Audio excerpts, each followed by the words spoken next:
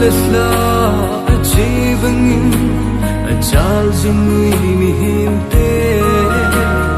minung deli hiu hu kichate